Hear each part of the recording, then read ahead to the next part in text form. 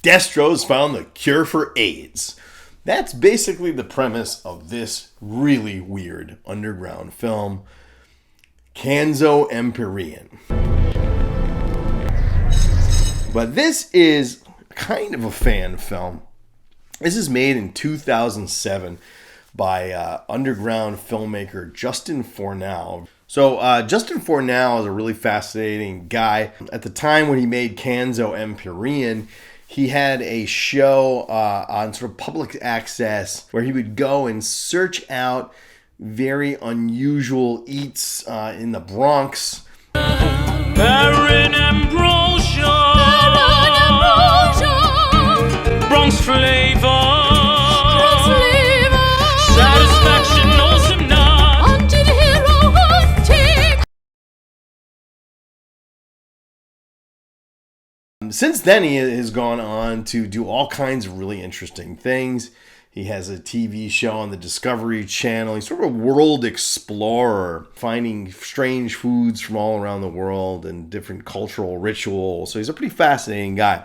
Back in 2007, he made a movie called Canzo Empyrean. And you can't really see the whole movie. I've seen 45 minutes of it that exists online, and bits and pieces that were around and have been around, and some of them still around. So if you want to see it, I'll put a link in the description where you can see that 45 minutes. But if you actually want to see the whole thing, well, you had to go to Monrovia, Liberia for the premiere.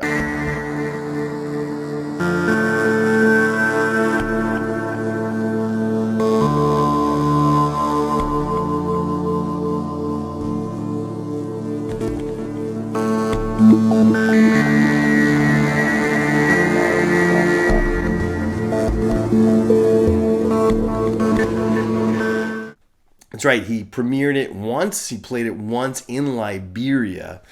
So this guy, he's a pretty weird guy. Okay, so this is a really weird movie, and the parts I have seen do make me want to watch more.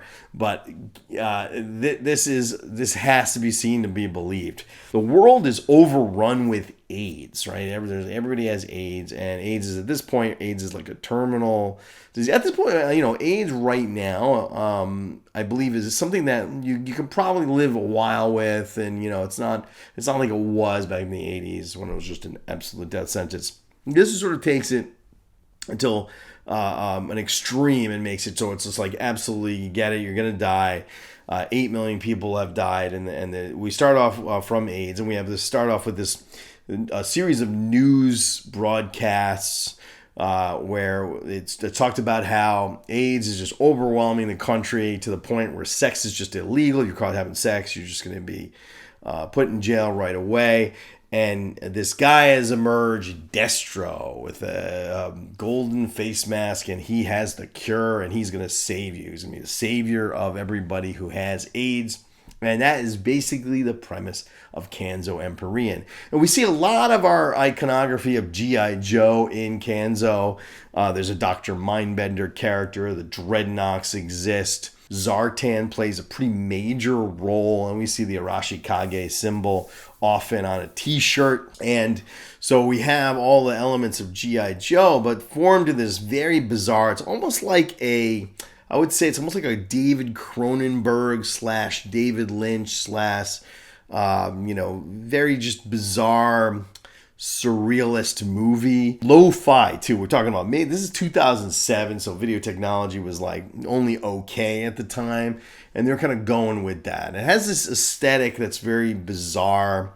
Very much like a Roman emperor that is existing in a modern day, with some very weird looking stuff. Destro himself is, this cultish figure. There's lots of bizarre imagery and fast editing. Not a lot of it makes a whole ton of sense. Let's review it anyway, as we can review it to the best of our ability. Now, if you want to see the whole thing, apparently the only way to get a copy of Canzo Empyrean, I guess the whole thing is like 2.5 hours long, and it's certainly not a legal movie, because obviously it's not sanctioned by Hasbro, and he is using Hasbro iconography and can't release it in a movie theater But if you want to see the whole thing, apparently what you had to do is you had to contact Justin Fornal. Then you had to tag a bunch of buildings, including a cop and a cop car in New York City with the words Canzo Empyrean. And then he would give you a copy that would have a watermark that would say your name on it. This was given to you. And if you ever leak that thing, bad things would happen to you. There's also a lot of characters that aren't from G.I. Joe and that, are basically made up for this particular movie.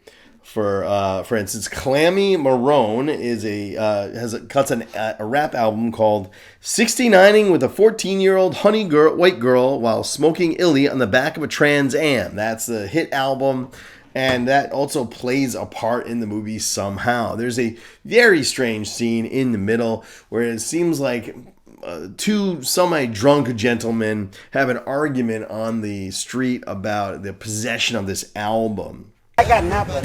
Don't tell me what you want to have. What you have in the wagon? How about a record? How about a nice record? How about a nice record? You know who this record is? Yeah, you know who she is? Yeah, who? That's a little girl that got killed. Oh my God. And you selling a record for how much? For how much? 5,000. For 5,000, you know something, son? You go to fucking jail for $5,000. No. This album is sort of contraband, and one of them is a cop. Well, they both look like drunks to me. The movie also has a bunch of sort of music video montage-y moments. One, we see a song called Chupacabra, and we have a bunch of bizarre images about Destro to this Chupacabra song.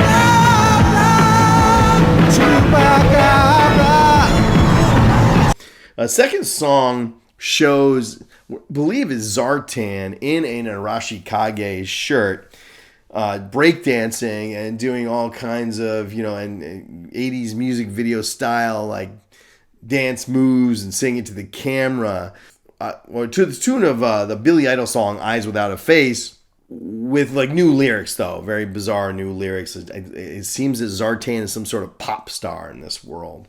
Zartan shows up again later and looking kind of like a dandy, like in a Roman Empire very bizarre world where he's got like a big wig on, his face is painted, and quite well from the malady that once afflicted you.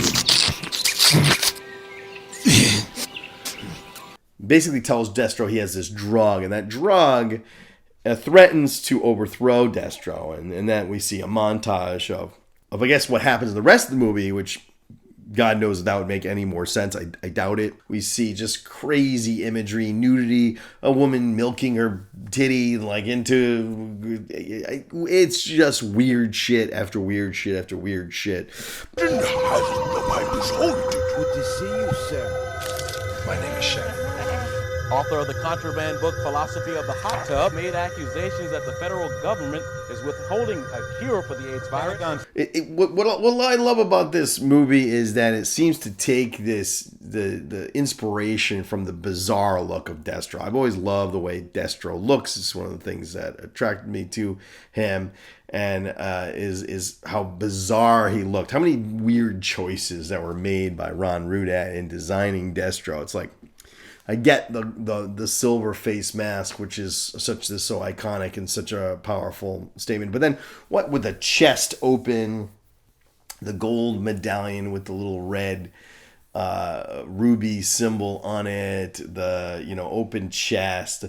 Destro does communicate a sort of excess, a sexual quality to Destro as a character, which I think is what maybe the inspiration of this comes from. We do get a hint that there is a lady in Destro's life. I don't know if it is the Baroness. It does appear to be. She seems to be operating more like Ilsa, She-Devil of the SS, if you've seen that. And there's a scene in which she's just beating the crap out of it and mutilating and murdering somebody. And Destro comes in and sort of bathes in the liquids. There's a really, really bizarro scene, which I don't know what this has to do with G.I. Joe, okay? Where Zartan goes and finds a lady friend, and they begin to talk about having some sort of, I guess it's sex? I don't know. Where he says he's going to pop her stinky pulp sacks. Okay. And the woman appears to have, very attractive woman in a bald cap. It has sort of little ball sacks on her, under her eyes. There's like that.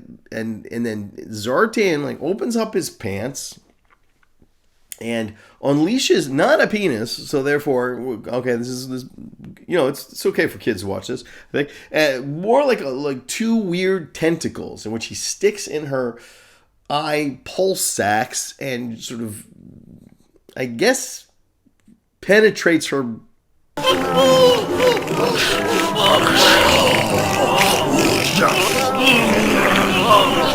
I guess he does exactly what he says he's going to do. He's going to pop her stinky pulp sacks. That's what happens. And that goes on for a while. And then in the middle of that, you know, people invade with chainsaws, and Zartan whips out his Rashikage sword and just cuts them apart and kills them.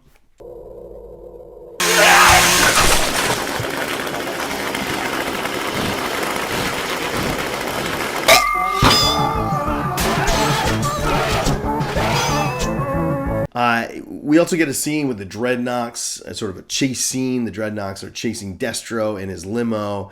It turns into a video game, and there's guns firing and blazing, and eventually it falls off a cliff and explodes. So, I mean, that's Canzo Empyrean. Has to be seen to believed. It is weird as hell. I've only seen, like I said, only the 45 minutes. I wish I could see the 2.5 hours, but I'm not tagging cop cars in New York City.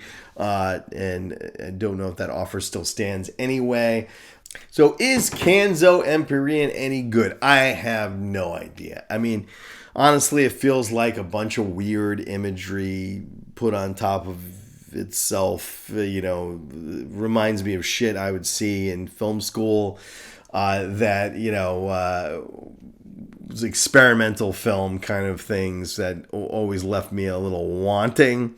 But what it is fascinating is the way that it uses the Destro iconography to inspire this bizarre looking world, and that I find kind of exciting. But hopefully someday we will get a full version of Canzo Empyrean released. It's a curiosity of G.I. Joe fandom that somebody crazy like Justin Fornal would come out with this massive fan film, obsessive underground movie dedicated to Destro. So I am trying to chronicle everything, review everything I can about G.I. Joe. No rock that is to be left unturned. I am trying to find it all. And if you want to check out, I did a review of a lot of fan films. Check that out here. Say you're the greatest killer of all time. Well,